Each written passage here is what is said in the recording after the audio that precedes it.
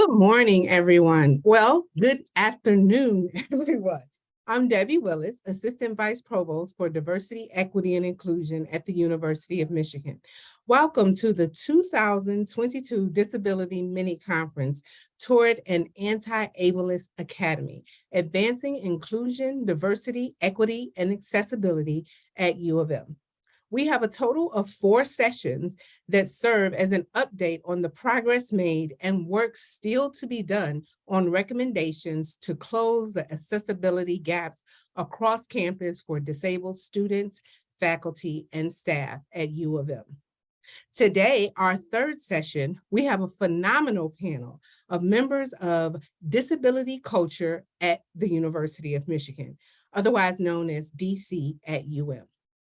To learn more about what a disability cultural center is and imagine what one could be on our campus. Now, I will turn it over to Pam McGinty to get us started.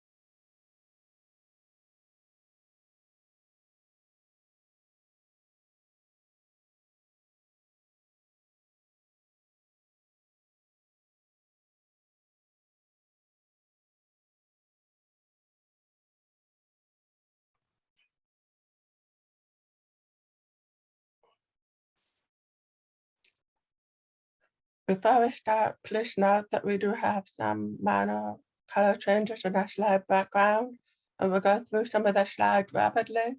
If either of those may cause discomfort for you, please go into the Google folder linked in the chat. We'll provide that in a second. And you can find a version of our slides there and follow along at your own pace. We mention this because one important feature of disability culture is accessibility. So we will strive to make accessing this panel as easy as possible for everyone. On that note, we have a few more accessibility features to discuss. A communication access, real-time translation of human transcriptionists is captioning our words as we speak. To see those closed captions on the screen, simply click the CC icon on the toolbar at the bottom of the Zoom window and select Show Subtitle. To adjust the size of the caption, click the CC icon, click on Subtitle Settings, and use the slide bar at the top of the window to toggle the font size. All the visuals we use in the presentation are meant to help visual learners follow the panel easier, and any essential visuals will be audio described. However, we also have a copy of the script with full visual description linked in the Google folder mentioned, and which I believe is in the chat now, which you are welcome to access if you want to. We also have a normal version of the script that we're following for anyone who would like to access that as well. And that is all we have for accessibility announcements. So without further ado, let's get to introductions. Hello, my name is Pam. I use she, her pronouns, and I am a budget analyst at the College of Engineering, as well as the co-chair for the Council for Disability Control. I identify as a person with a disability. I'm a white woman with dark curly brown hair.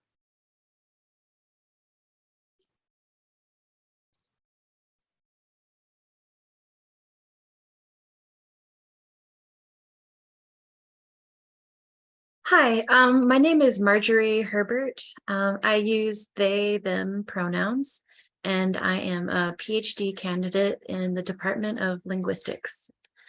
I'm a white assigned female at birth person with long hair, and I'm disabled. Hi, my name is Winter, and I use she, her pronouns. I currently serve 2 roles at the university. First, I am an intern under the Office of Diversity, Equity, and Inclusion, working to enact sections of the Student Idea Board report, which is a report that the University of Michigan put together to map out steps for including disabled students on campus.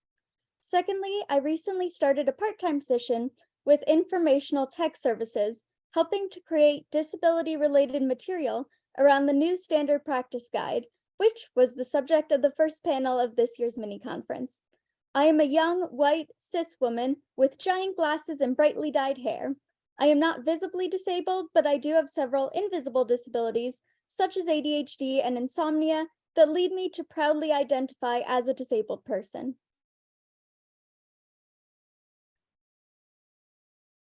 I am called Patricia, and all pronouns are fine with me. I am the Emerging Technologies Informationist for the Health Sciences here at the University of Michigan, and a disability justice groupie and boundary spanner. I am an older, white, non-binary person presenting as female with blue hair and today, mostly black and tan clothing. I identify as disabled.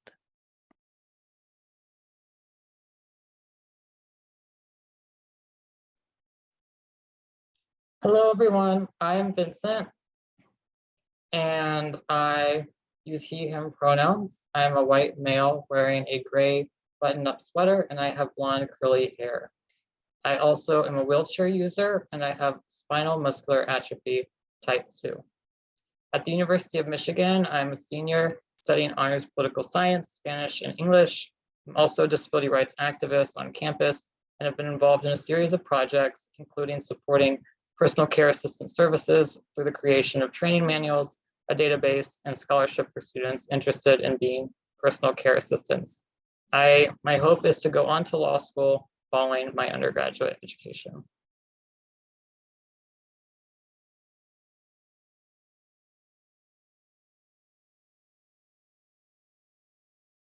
Okay. We have one more note that we would like to add before we get started, which is a land acknowledgement. Let us acknowledge that the University of Michigan is built on the ancestral, traditional, and contemporary lands of the Anishinaabe, or the Council of the Three Fires, the Ottawa, the Ojibwe, and the Potawatomi, as well as the Wyandot. Today, we benefit from access to land and resources originally gained through a coercive treaty that was supposed to ensure reciprocity, mutual respect, and access to education. Disability justice necessarily includes dismantling settler colonialism and white supremacy. It means dismantling the racist, ableist beliefs that the white settler body-mind is most capable and valuable.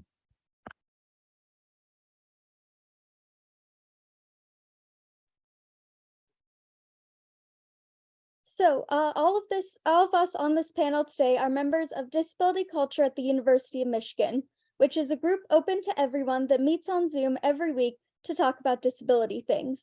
And as the newest member of the group on the panel today, I remember coming into the group not really knowing what a Disability Cultural Center was, only really knowing that it meant a lot to all the awesome people I had just met. And I'll be honest, it took me a while before I really understood what Disability Cultural Centers were. And I'd imagine that most of you in our audience don't know that much about them either. So with that in mind, we have two goals for today's panel. First, we want you all to leave this meeting with an understanding of what Disability Cultural Centers are. And second, we want everyone who sees, hears, and/or reads this session to agree that the University of Michigan would benefit from a Disability Cultural Center. Now, there have actually been a lot of reasonable misconceptions about what Disability Cultural Centers actually are. So let's clear some of those up. First, many people think that a Disability Cultural Center would be just for people with certain disabilities, but Disability Cultural Centers are open to everyone. Second, a lot of people think a Disability Cultural Center would be the same thing as services for students with disabilities, which is currently being incorporated as part of SAAS, or Student Accessibility and Accommodation Services, but will be referred to as either SSD or SAAS throughout this presentation. So to be clear, SSD is a place to get accommodations for classes. Basically, it's meant to make sure that we have the same opportunity as everyone else to succeed. This is very different from a disability cultural center, which is meant to address and fight the social stigma around disabilities. But disability cultural centers can take many forms. So let's start generally and talk about the purpose of them. So a disability cultural center is a place that helps those of us with disabilities feel a sense of belonging and offers us a space to find people with similar experiences. A disability cultural center is a place where students, staff, faculty, and community members can come together and explore our disabled and non-disabled identities and how they interact with our other identities. A disability cultural center is a place that allows us to be ourselves without feeling the need to pass as non-disabled. A place where we can feel safe coming out as disabled or figuring out if we're disabled. A place where we can stim, stutter, sit, stand, stare, or sign, and not be labeled as wrong. A disability cultural center is a place that can provide resources to people who want to learn more about disabilities, be it their own or others, and help connect people to existing resources about disabilities. A disability cultural center is a place where people can meet to plan events and workshops and that both educate non-disabled people about disabilities and help disabled people feel included. Finally, a disability cultural center is a home to conversations, verbal or otherwise, about how we navigate an ableist world. It can be both an empowering forum or a session for group therapy, depending on the day. And here's a visual summary of those points for those of you who may benefit from it. Next, we'll explain how a disability cultural center would function. And there have been many disability cultural centers on various campuses. University of Illinois Chicago has an ongoing list of them, and currently there are 11 completed and 3 being established. So with all this variation, let's talk about how a University of Michigan Disability Cultural Center would function. And thankfully, some of this work has already been done in the Student Idea Board report, which clearly states that Disability Cultural Center is vital to creating an inclusive environment for students with disabilities. The first consideration is staffing. And one of the most important requirements of a disability cultural center is hiring people to do disability culture work. Our group, Disability Culture at the University of Michigan, already does a lot of education. You may have seen our panel at last year's Torn Anti-Ableist Academy conference, or caught some of the trainings we've done throughout the last few years, but you probably don't know that the vast majority of these presentations have been volunteer work. And of course, activism is often on a volunteer basis. We do this work because we love it. But if you're not disabled, you probably don't know that being disabled often costs money. There's the cost of medication, the cost of medical interventions, the disproportionate rate of college dropouts, which keeps us from high-paying jobs, the ableism that leads to us not getting hired for lower-paying jobs, the fact we need smaller course loads since we work slower, so we end up paying for more years of college, and so on. And again, we absolutely love doing this work. We love educating people. We love creating community. We love being resources for people. But we need paid positions if we want to continue doing this work. And because of this, the most important aspect of how a disability cultural center would function is its reliance on paid staff. These people would be the ones who put on events and coordinate or put together workshops, who point people to resources, allot space rentals, and make sure everyone has their access needs met in the space. And we do have a precedent for requesting staffing positions. Staff are a feature of the Center for the Education of Women, the Spectrum Center, and the Trotter Center, which are the other cultural centers on campus, so we're not asking for something new. Similarly, many of the existing cultural centers at UM offer support groups, and this is something we already provide for our disabled community members. So Disability Cultural Center would act as an aid to support groups, as well as a place to help start them. Specifically, we could aid them by giving them a consistent space to meet in, which is helpful given that many of us disabled people have multiple disabilities. Furthermore, we could help provide guidance for them. One example of guidance from the Student Idea Board report is to not require documentation of disabilities. To explain, many of our current campus resources for people with disabilities will only allow people with documentation of their disabilities to join. However, this can be exclusionary for people who don't have an official diagnosis due to cost, culture, or simply not having an existing diagnosis.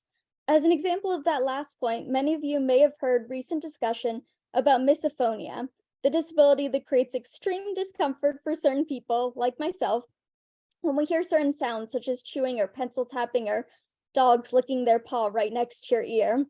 But what you may not know is that there is currently no official diagnosis for this disability. So if this was someone's only disability, they couldn't have an officially diagnosed disability. And of course, the advice to not require documentation of disabilities goes double for how a disability cultural center would function, since many people who could benefit from a disability cultural center are non-disabled people who want to learn about disabilities to understand the experiences of peers, colleagues, family, friends, employees, or students with disabilities. A disability cultural center would also work in collaboration with services for students with disabilities. So although a disability cultural center would function independently of SSD, it could still support SSD in continuing their work to be more affirming of disabled identities. SSD could also promote disability culture events to registered students that are interested, and the Disability Culture Center staff could help our hypothetical student with misophonia get into SSD's awesome testing centers that you can learn more about in next week's mini conference session. And on a similar note, it would be important to work with the other cultural centers on campus, since an important part of any cultural identity is how they interact with each other. And we also believe the Disability Cultural Center should be part of either the Office of Diversity, Equity, and Inclusion or of Student Life to demonstrate the belief that disability is a cultural identity. And once again, here's a visual summary. Finally, let's discuss the layout of what a Disability Cultural Center would be. So first off, we would love a standalone building that was 100% accessible and literally made for disabled body minds. This is a great dream for the future, but more realistically, we want a room or two. So let's have fun and give ourselves 2 rooms to play with and design those. And let's assume that the first room when you enter the building is the lounge and reception area, and the second room is for meetings. The first requirement is that it would have to be on the ground floor. If there's one thing I've learned from doing safety and security stuff on campus, it's that anything above or below ground level cannot be truly accessible in an emergency. And speaking of emergencies, let's make sure that we have some visual strobe alarms for our deaf community members that also blinks dimly and slowly enough to not cause seizures. And we should have some extra equipment for disability-specific medical emergencies. Next, let's make sure that we have a push button to open the doors automatically and that said doors are wide enough to fit wheelchairs and don't have any big bumps to get over. Of course, the furniture would also need to have space to get around it, so let's make it sparse. We should also make sure that people can get to the building, so let's make sure that there are accessible parking spaces right outside of the building and that any snow is cleared from the path between the parking and the building. Also, let's make sure that we have gender-neutral, wheelchair-accessible bathrooms. If not in the center, then at least in the building. They're near enough to the center that people can quickly access them. In terms of lighting, there are many disabilities that cause people to get migraines, seizures, etc. from certain types of lighting. This is actually something my aunt is really interested in since she's a lighting designer who often gets migraines from some types of light. So I talked to her about what lighting would be best for a Disability Cultural Center, and unfortunately, the main conclusion was that this is still being researched, and the best solution would be to find a specialist who can give some specific recommendations for the space. However, there are a few lighting considerations that we know can help. So first, there should be windows in our space, but with some good curtains. This is because people with some disabilities like seasonal affective disorder or major depressive disorder can really benefit from sunlight, while people with disabilities that lead to photosensitivity, like certain forms of blindness, can be negatively affected by sunlight. And because of the differences in reactions, choice is incredibly important here. The last lighting thing is more indirectly related to lighting, but it's that there should be push light switches so people with limited hand mobility can operate them, and they should be low enough that people in wheelchairs can use them. Another important detail is that we need a space that can facilitate hybrid meetings.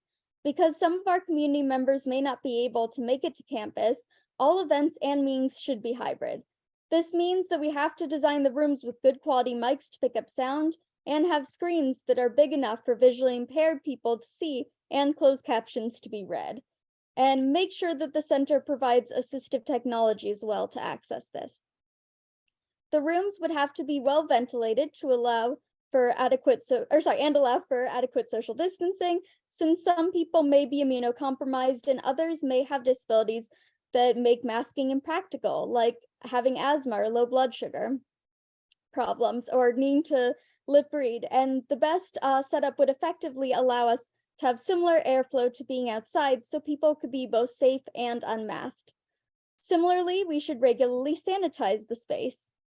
And the center should also provide noise-canceling headphones for people prone to sensory overload. Also be fragrance-free for people with allergies to scents. Not allow common food allergens like peanuts. Have temperature controls for people sensitive to high or low temperatures. And provide couches to lie down on for people who get exhausted easily. Finally, let's think about decor. For the wall color, it may be constructive to survey some of our disabled members, as different colors can help different people. We'd also love to have disability artwork, poems, or quotes displayed around the room. But let's not stop there. This also gives us the chance to play around with tactile and auditory art, which is so often left out of museums.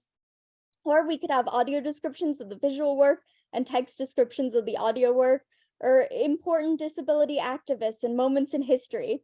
Let's use our creativity to make something incredible. And all of this put together shows another important aspect of disability cultural centers. They should model universal design and disability inclusion for the rest of the university. We can use a disability cultural center to demonstrate that physically accessible and affirmative spaces are possible. And I'm sure you've realized by now that this is a lot of work.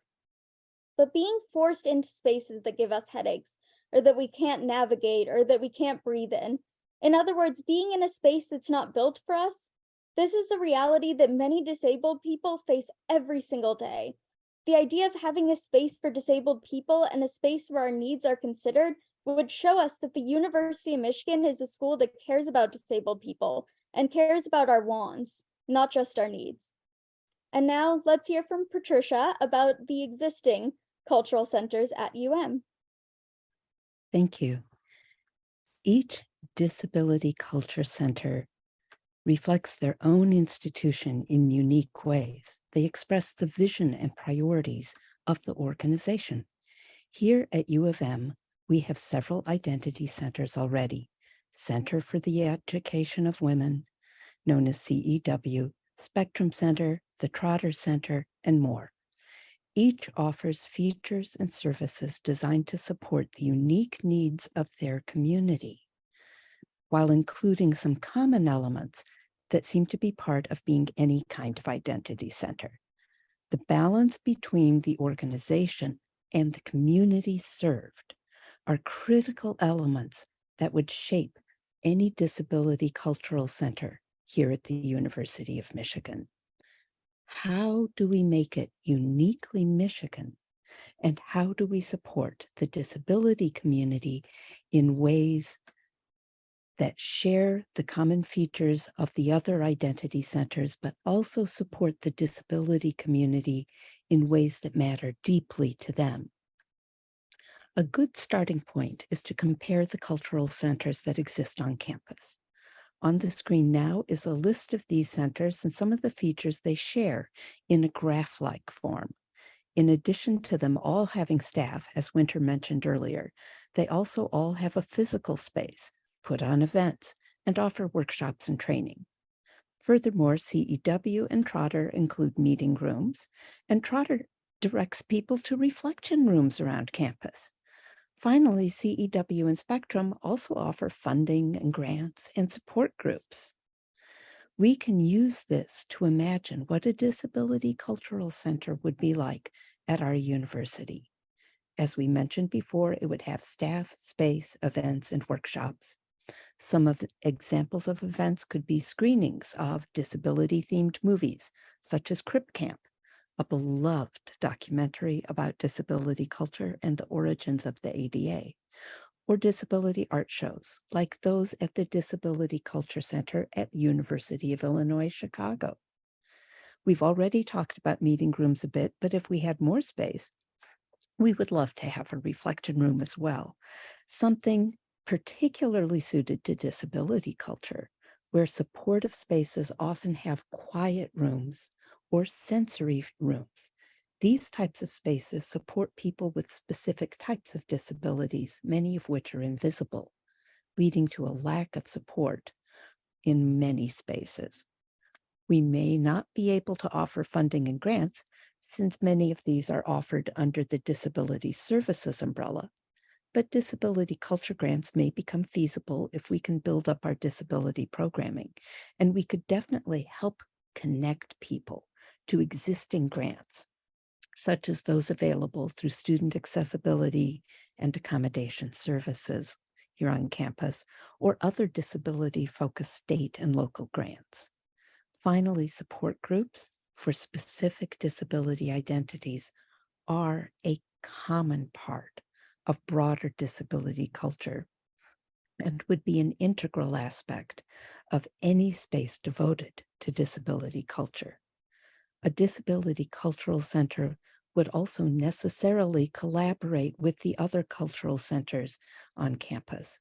There's already been some research done on how disabled identities interact with other identities, but we would have a unique opportunity to build on that research here at UM. We know that identities must be viewed together, so it's important to have more identities represented in our campus cultural centers. Next, Marjorie will give some insight into the history of the cultural centers at our university. Thank you, Patricia. This is Marjorie speaking. So, some history of the centers at UM that already exist at UM. According to the Spectrum Center's account of their history, the Office of LGBT Affairs, originally called the Human Sexuality Office, was first funded by UM administration in September 1971, with a small room and 2 very part-time staff members. This came after over a year of activism from students and community members, especially Jim Toy, including the establishment and agitating of the local chapter of the Gay Liberation Front, and later the Radical Lesbians. They held a controversial statewide conference at UM, which activated more advocates. As awareness and pressure on administration grew, the office, the first of its kind in the US, was established. The part-time positions were converted to full-time by the end of the 80s, along with the office's scope to supporting bisexual and trans identities, with a renewed commitment to Black students and students of color who are trans. Today, it houses an interim director and associate director, 4 additional staff members, and a number of student employees. Although the Spectrum Center does not have its own standalone building, their space has increased in size substantially since the original office. Likewise, today's William Monroe Trotter Multicultural Center, which started out as a Black student cultural center, was established largely through the agitation of Black students in the local chapter of the Black Action Movement, or BAM. In light of hardships Black students faced attending the University of Michigan, BAM went on strike in 1970, demanding, among other things, that at least 10% of admitted students be Black, representative of the makeup of the state population at the time.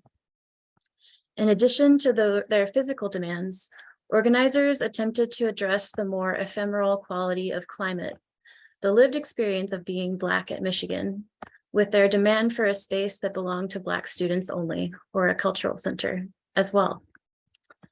According to Thaddeus Harrison, who was Trotter's first director, it was felt that the cultural shock experienced by Black students with different backgrounds from their white counterparts on a predominantly white campus might throw up obstacles in the education process. Perhaps feelings of disenfranchisement, depression, underachievement scholastically, and underutilization of services might cause a high turnover and dropout rate. I note those just to note some commonalities many people on campus have noted with the disability population at UM. So Trotter was originally called Trotter House and located in a formerly residential home, and it opened its doors in November 1971, shortly after the Office for LGBT Affairs was funded. Trotter House was transformed into Trotter Multicultural Center in 1981 in order to support coalitional racial justice work on campus and students and community members from a variety of minoritized racial and ethnic backgrounds. They later teamed up with the Office of Multi-Ethnic Student Affairs, or MESA, to support this mission. Today, Trotter has a director and an associate director, an administrative assistant, and 3 other staff members, as well as student employees. Finally, the push for intentional spaces for women goes all the way back to the early 20th century. The Bar Boar Gymnasium was a woman-only building, but the campus women's group, the Women's League, wanted a community space on par with the Michigan Union, which at the time they could only enter through a side door when escorted by a man. They raised considerable funds for a building and endowment, and the Women's League was opened in 1929, 10 years after the Union. After the Student Activities Building was built, the Union and the League were merged in terms of purpose and function and became somewhat familiar to what we know of as the Union and the League today. And shortly thereafter, the Center for Educating Women was established in 1964.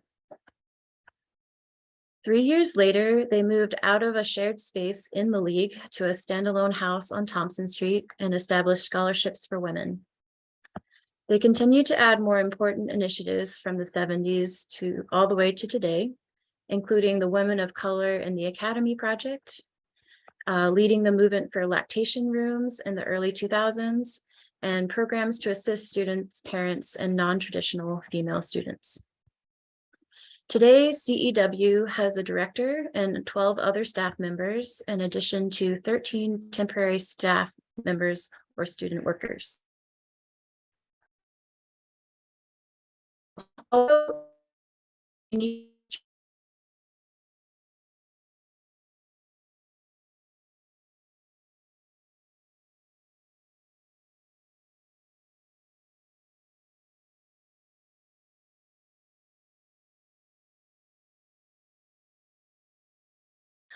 Although many of CEW's initiatives since its founding certainly reflect a concern for female students' inclusion and well-being while on campus. And today, all 3 centers are actively committed to and regularly sponsor events and initiatives that support the intersectional lives we all live, and they collaborate together.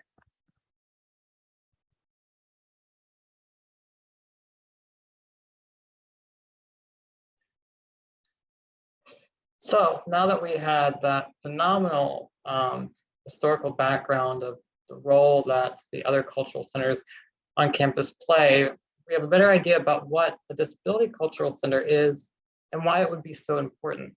So let's talk about what steps that we've taken as disability activists and the disability student groups on campus in order to establish this disability cultural center that we are so passionate about. So one of the biggest steps that we've taken was in the passage of a central student government resolution calling for the University of Michigan to establish a disability cultural center. I was one of the architects of that resolution as a representative in central student government.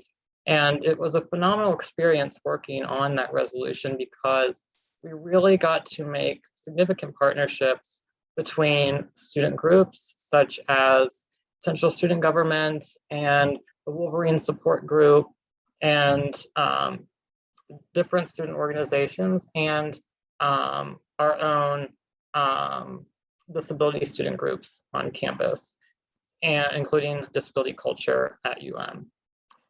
So this was phenomenally important to build these partnerships, not only because we wanted the Disability Culture Center, but it allowed for disability activists to become connected and influence the policy that students really cared about.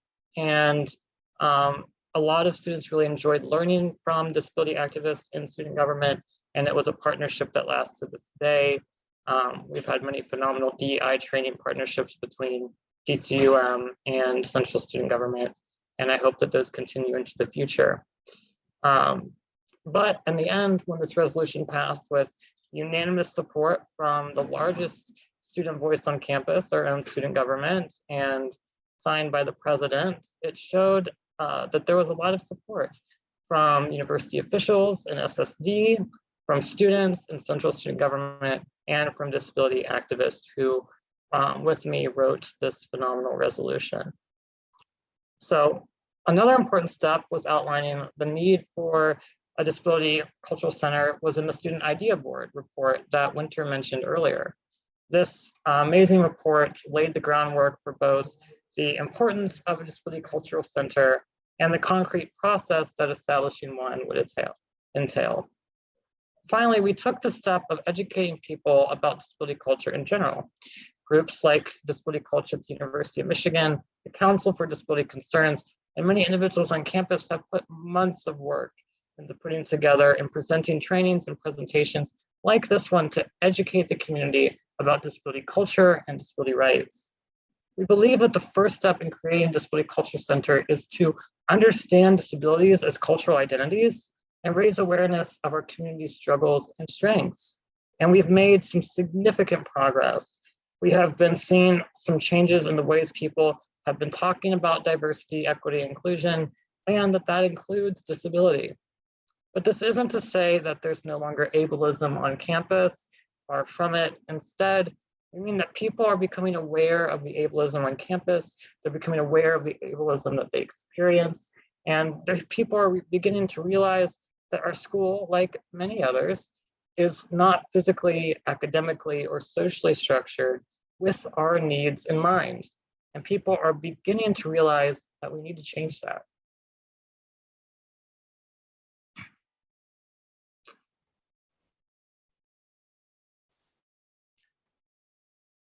Now we will talk a little bit about what has transpired up until where we are now. This slide is a visual of the timeline of our main disability cultural center effort thus far, some of which has been mentioned by our previous panelists. Starting winter of 2018, there was a manga case competition award for a DCC that was put together by two of the founding members of Disability Culture at UVM. Shortly after that, in the spring of 2018, DC at UM was founded.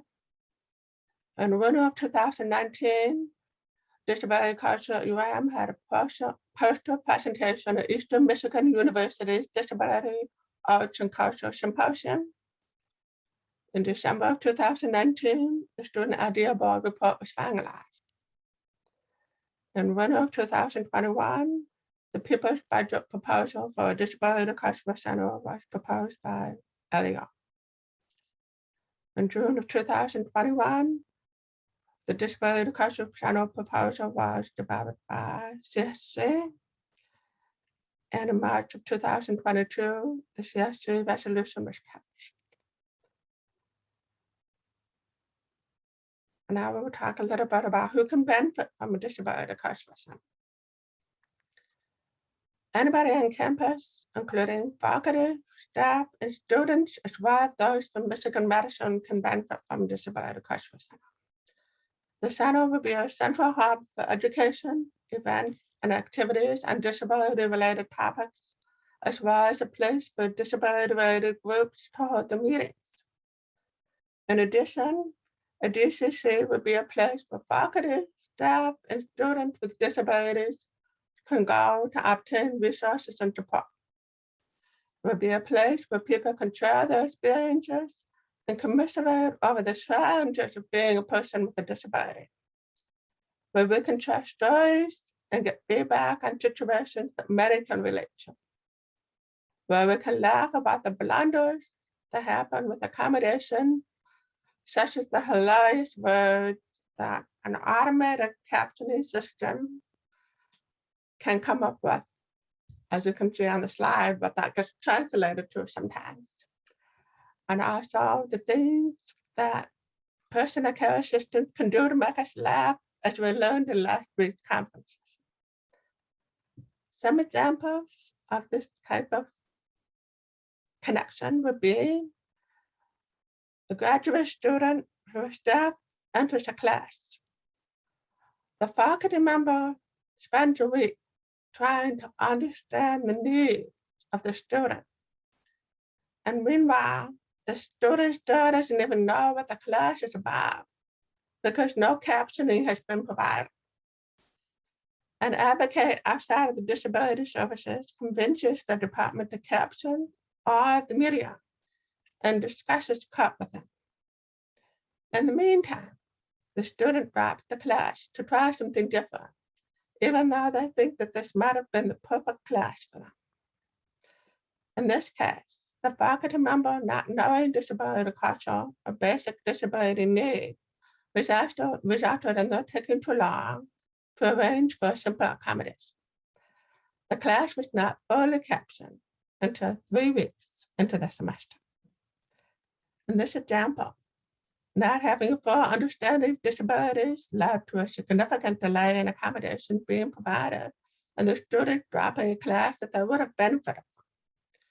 If a disability customer center had been available, the student could have spoken with others to share the story and obtained resources or feedback from others who have experienced something similar. And this may have provided the student some support, and perhaps they might not have dropped the class on that. In relation to students, most disability services offices do not have the capacity to provide education and discussions regarding disability culture and identity on their campuses. Having a disability customer center will provide a resource for the entire campus to seek out to learn more about this important topic and how they can better support the students. Another instance related to staff, an employee with a disability starts a new position. The employee is aware of the legal obligation of the university to provide accommodations, but wants to understand the culture around it first. The employee chooses not to disclose the disability until a year and a half into the job because there is no one to discuss the identity, culture, and nuances around disability within the department. The supervisor is upset because they fear the employee failed to communicate the disability, resulting in them failing at the job. The supervisor mentions that there is an accommodation process that should be followed, and this makes the employee feel like they failed to embrace their identity and did not work within the system to get the accommodations they needed. This entire situation leads to the employee experiencing a lot of tension at work and in conversations with the supervisor. In this instance, if the DCC had existed, the employee could have sought out other staff members with similar experiences to share the concerns, obtain support and feedback on the situation, and perhaps would have not waited so long to disclose the disability, as well as possibly found ways to better communicate with the supervisor.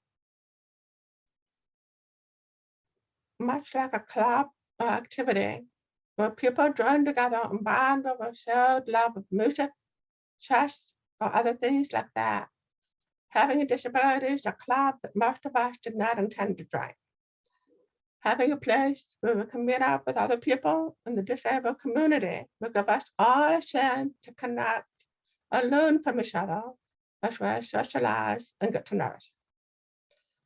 While we have come a long way in our efforts, there's still work to be done in order to accomplish the goal of having a disability culture center.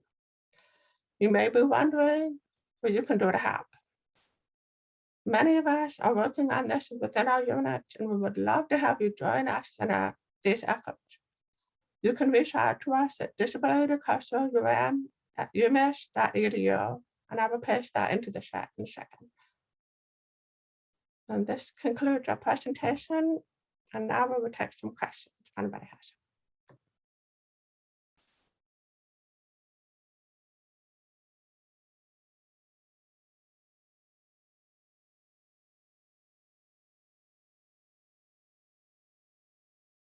This is Patricia. The questions go in the Q&A at the bottom of the screen that is next to the live transcript button. If you don't see that, please let us know, and we can fix that. The reason this is preferred is because if people are using a screen reader, the text in chat can be speaking at the same time as people who are speaking on screen, making it incomprehensible to them. So that, and I see questions appearing in the chat, and that's a thank you.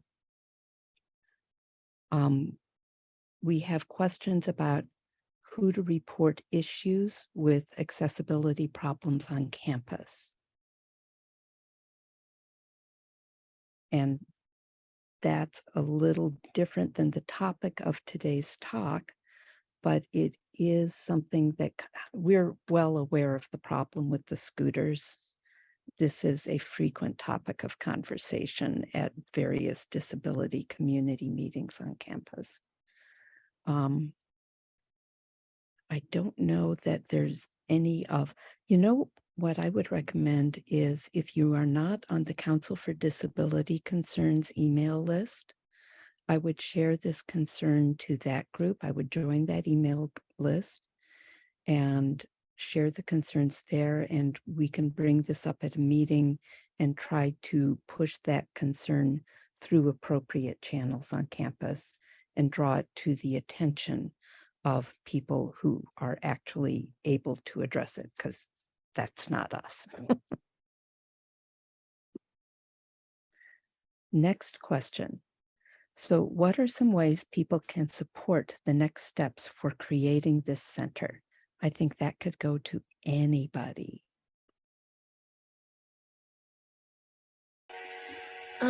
This is Marjorie. Sorry, did I cut someone off? I might just mention briefly, because I was thinking about the history of the other centers that we have at UM. A reason I wanted to go through some of the details of the CEW Plus, of Trotter, and of Spectrum is I found in researching their histories, a lot of it came down to student activism and agitation. And eventually it seems like we hit this peak point, this sort of tipping point where we have enough student, faculty, and staff, like all groups on campus that are invested to sort of push that momentum towards a cultural center forward. So I think for me, it involves activating more allies, more disability advocates, and hopefully we can get to that critical number that Trotter and Spectrum and CEW Plus had at the beginning of their centers on campus.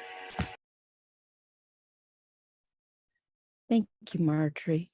We have a question from Annika. Thank you for this wonderful presentation. What has the reception of these plans been like? And if somebody else wants to answer that, I'll let them, but if not, I can take it myself. Okay. What we've been proposing the concept of a disability culture center on campus for several years now. It's gone through a variety of discussions, and the main picture we're getting is that administration would like to hear from more people. So the CSG resolution was phenomenal in adding, evidence that the students supported. We've been considering some things we could do for a publicity campaign to raise awareness on campus. If you join the DC at UM group, you could help us do some of these things. There is increased awareness of disability needs on campus that has been reflected in the campus climate surveys.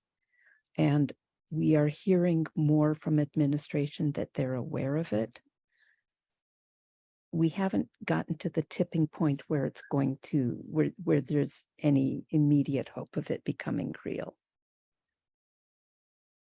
So thank you for that. The next question from another person named Winter Douglas.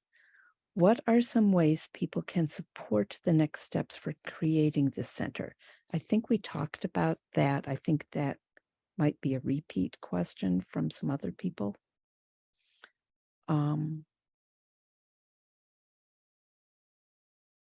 Anonymous attendee, could a center like this be used to help educate units about working with students with disabilities? I feel my colleagues are not well educated about different disabilities. And I would like to add on to that, that a DCC is not just for students, it would be for staff and faculty too. And that the entire University of Michigan community needs the same kind of education and support being mentioned here. Marjorie, you've been part of several of the trainings recently. Would you like to answer that?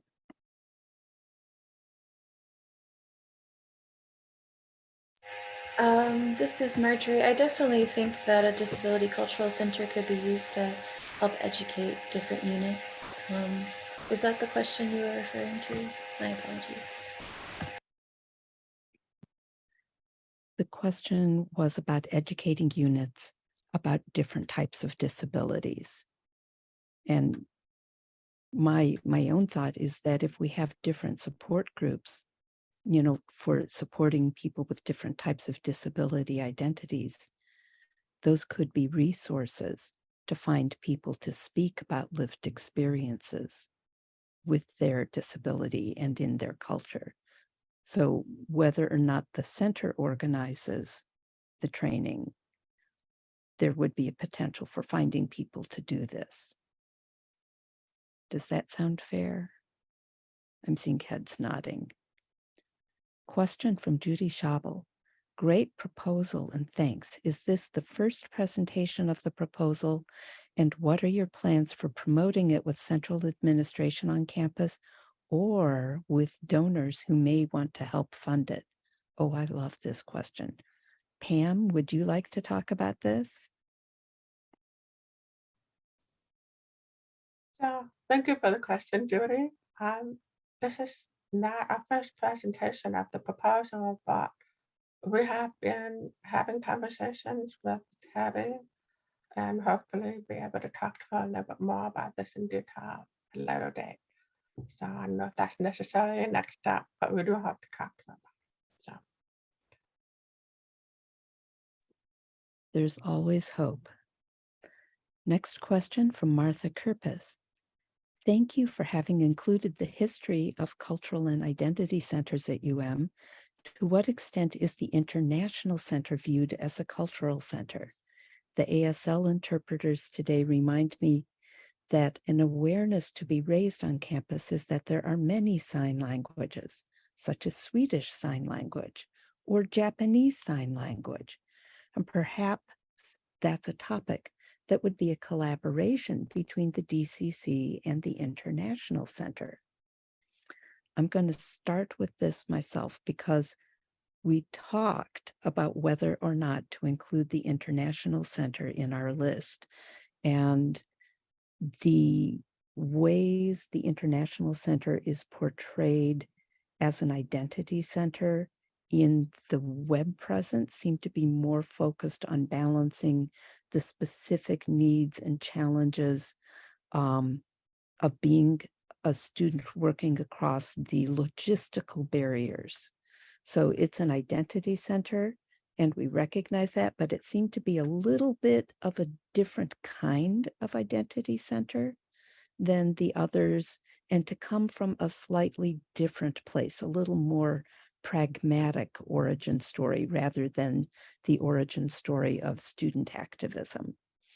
But yes, and the linguistics department, I believe, has faculty who are working on the aspects of different languages and different kinds of sign language. And we do support them and try to go to their presentations when possible. and they are part of our community. This is a wonderful example of the kinds of collaborations that can happen between different identity centers. I don't know if the International Center is aware of the work that is being done in the linguistics department. So that could be some of the cross-fertilization that could happen.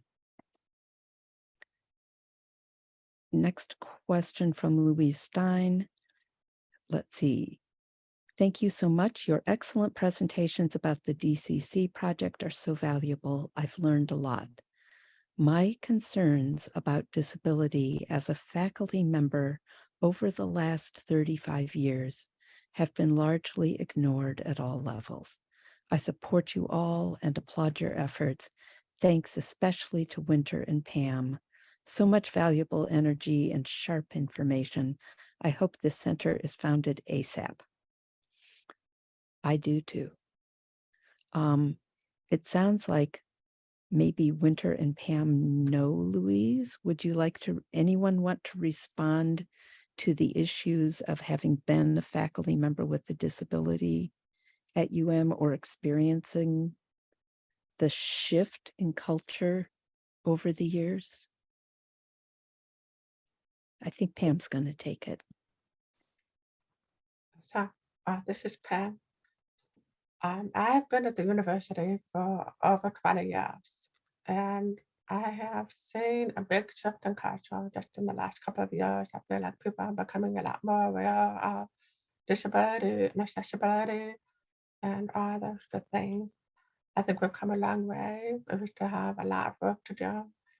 So I'm glad that people are learning a lot from my presentations, and feel free to reach out to us if you ever have questions or need support. That's what we're here for. Todd Austin has a question about the budget line for a DCC. And is there a common budget home for the other cultural centers on campus or for DCCs at other universities? That is a great question. We don't know the answer. So that is the next step we would have to find out. Has there been outreach to alumni to gain additional support and possibly funding? We are currently at time. There's some really good questions. If it's okay, I think we'll keep going for a couple of minutes more. Is that okay, Pam?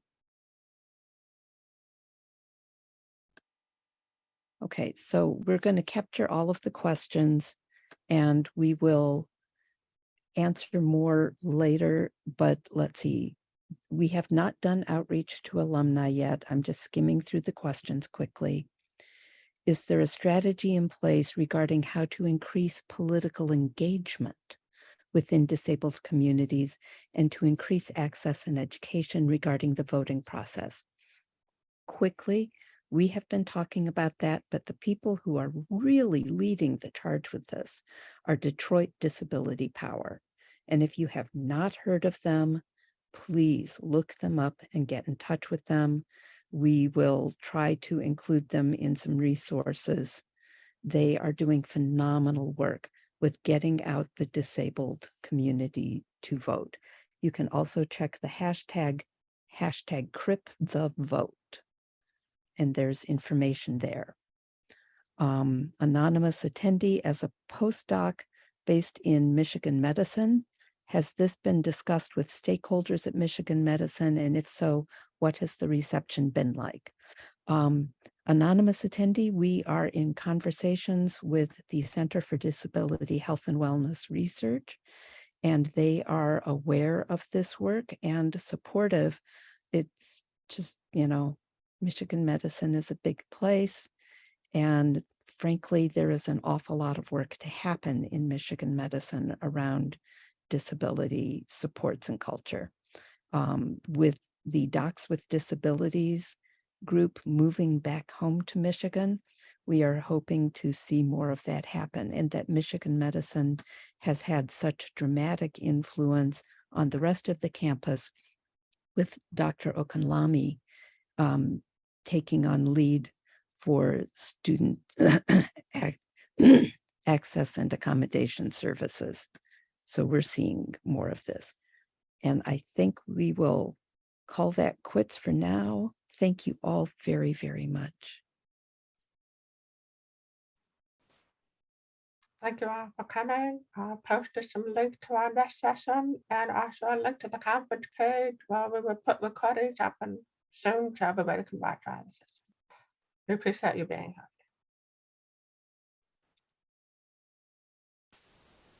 Thank you, everyone.